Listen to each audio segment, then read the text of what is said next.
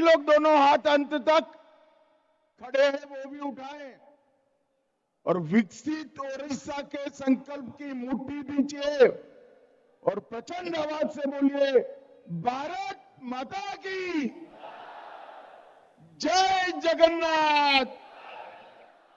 और अब एक बार प्रभु श्री राम का जयकारा लगाएंगे।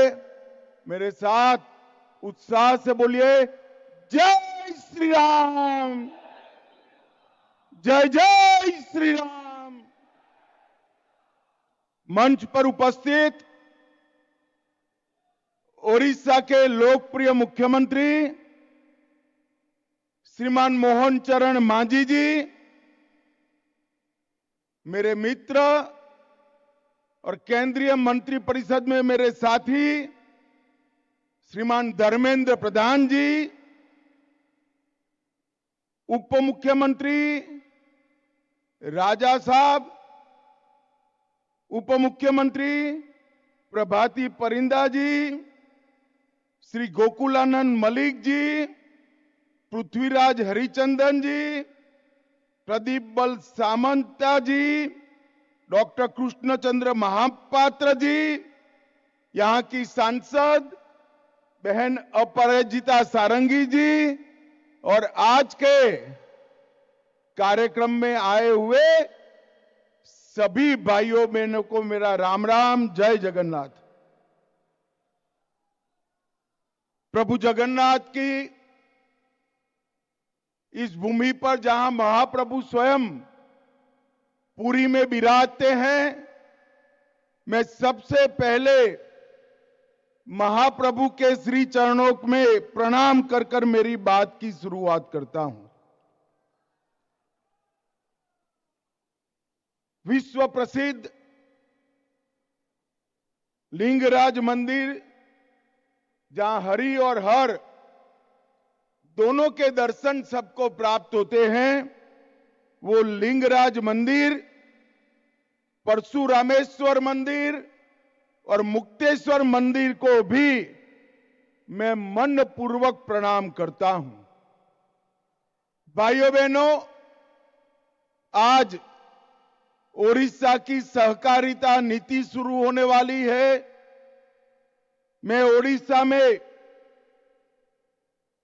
सहकारी आंदोलन के अग्रदूत मधुसूदन दास जी को भी प्रणाम कर कर मेरी बात की शुरुआत करना चाहता हूं।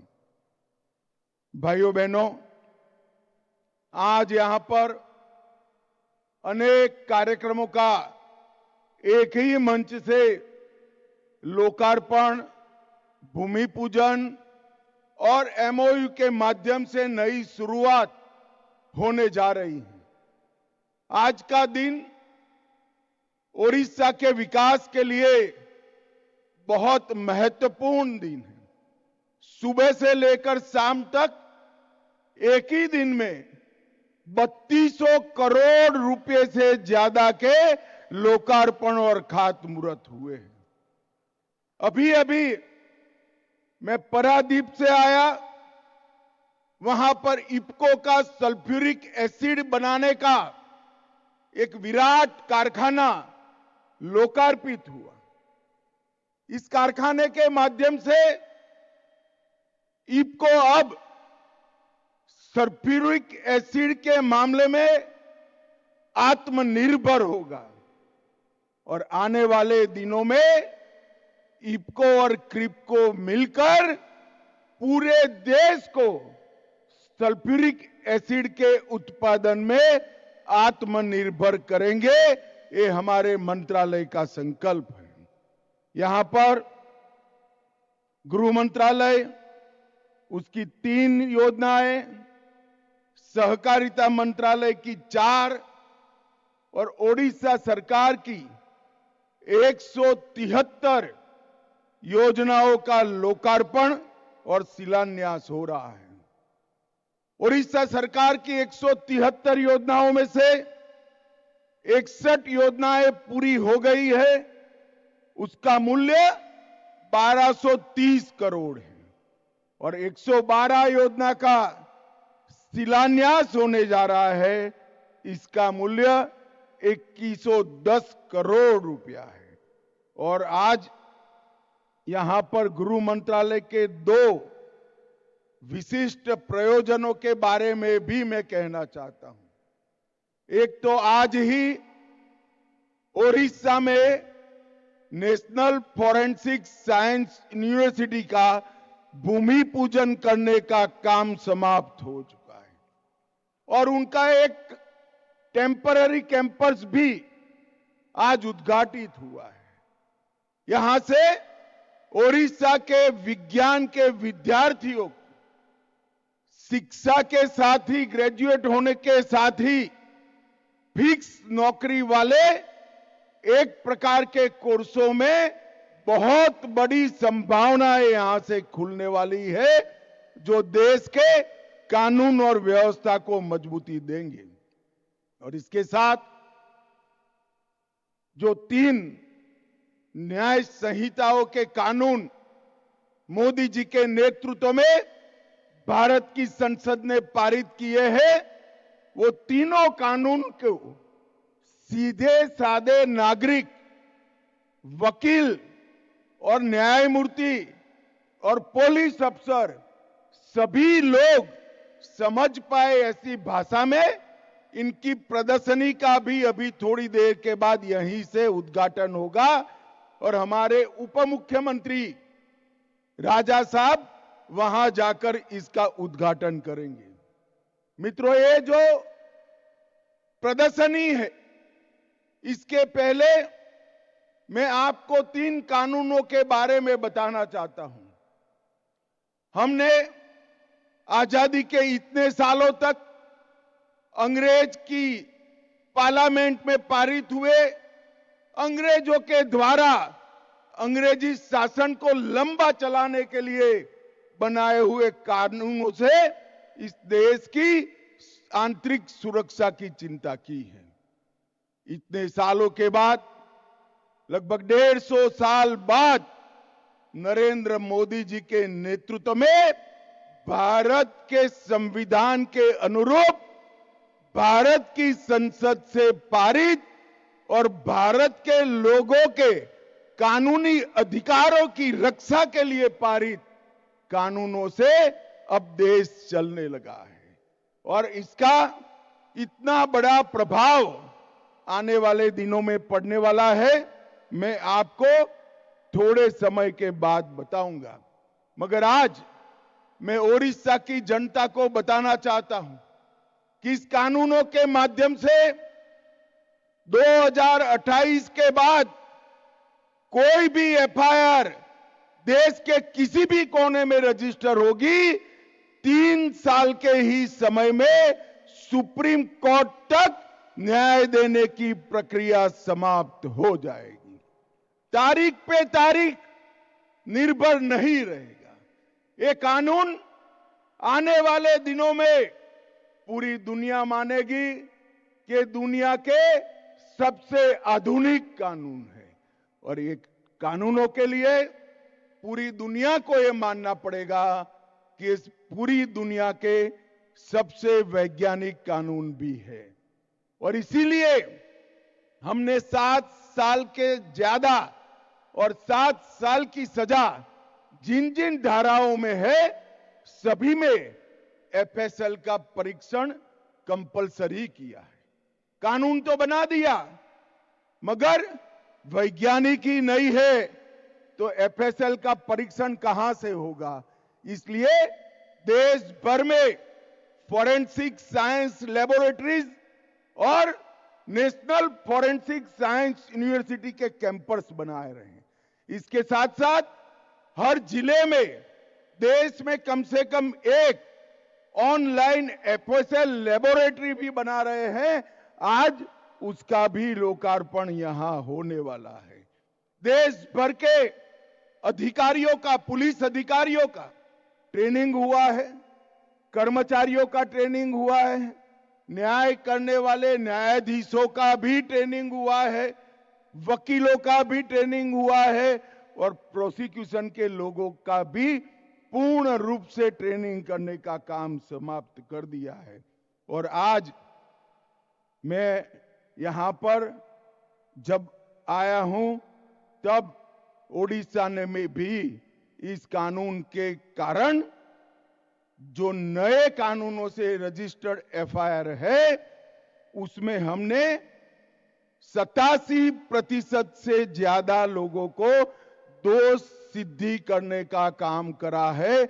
मतलब हर 100 में से 87 लोगों को सजा कराने का काम ये नए कानूनों ने किया है। एक जमाने में ये लोग गुनाह कर कर छूट जाते थे, अब साइंटिफिक अप्रोच और साइंटिफिक एविडेंस के माध्यम से इनको सजा कराने का काम हुआ है। आज एनएफएसयू और सीएफएसएल की भी यहां पर भूमि पूजन हुआ है। हमने ये कैंपस 3 साल में पूर्णतः काम करेगा। 30 पाठ्यक्रम इसमें पढ़ाए जाएंगे और लगभग 2500 विद्यार्थी हमेशा इसके अंदर शिक्षा प्राप्त करेंगे। मित्रों, आज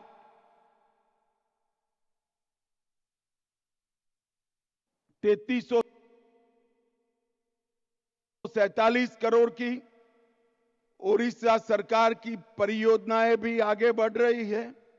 20 जिलों में साइबर अपराध और आर्थिक अपराध की शाखाओं का शुरुआत भी हो रहा है और ढेर सारे सहकारिता क्षेत्र के कार्यक्रम यहीं से हो रहे हैं। मैं इतना ही कहना चाहता हूं कि आईपीएल इंडियन पोटाश लिमिटेड द्वारा बडंबा चीनी मिल को फिर से शुरू करने का काम पूरा हो गया है। मैं जब लोकसभा के चुनाव में आया था, मैं वादा कर कर गया था और दूसरी बार आने के पहले वादा पूरा हो गया है और आज फिर एक वादा कर कर जाता हूं, नयागढ़ में भी चीनी मिल चालू करने का काम आईपीएल के माध्यम से शुरू कर दिया जाएगा। हमने मुख्यमंत्री जी को कहा है कि बंद पड़ी हुई जितनी भी चीनी मिलें आप देना चाहते हैं, वो भारत सरकार के सहकारिता मंत्रालय के सहयोग से आईपीएल चालू करने के लिए तैयार है।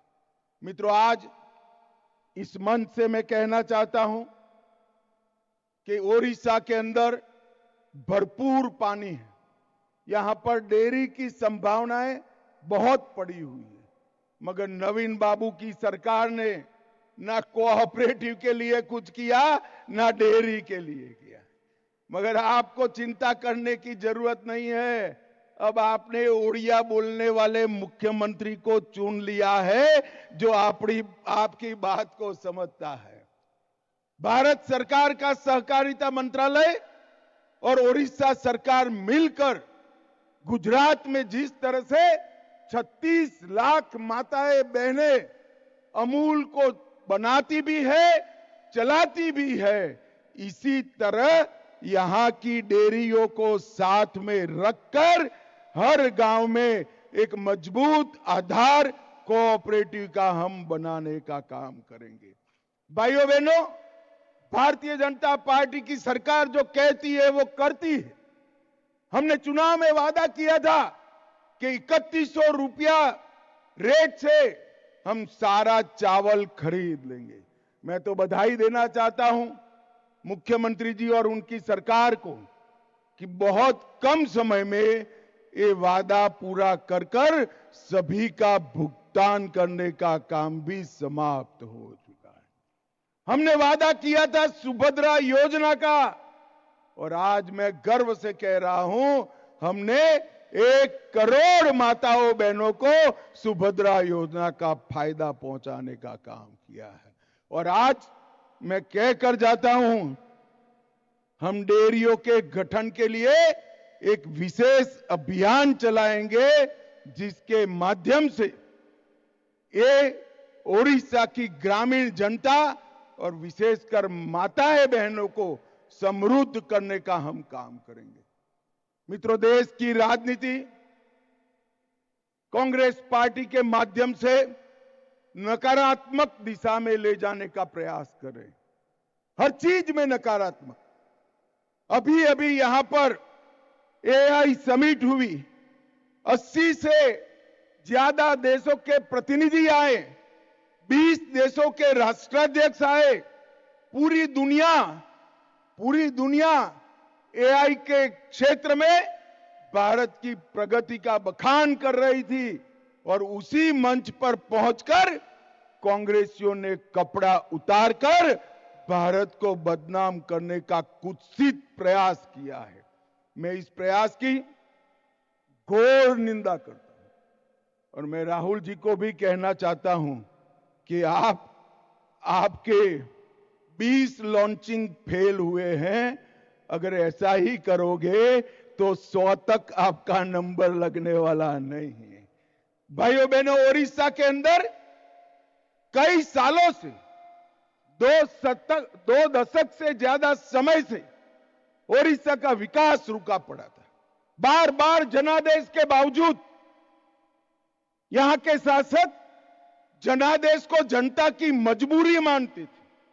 मैं आज उनको बताना चाहता हूं, जनादेश जनता के लिए मजबूरी नहीं होता है, वो जनता का आशीर्वाद होता है, आशीर्वाद होता है। लोकतंत्र के अंदर जिनको सत्ता प्राप्त होती है उनका दायित्व है कि जनता की अपेक्षा पर खरे उतरे, उनके सुख दुख में उनके साथ खड़े रहे और उनकी समृद्धि के लिए, शांत माहौल के लिए और राज्य के विकास के लिए प्रयत्न करें।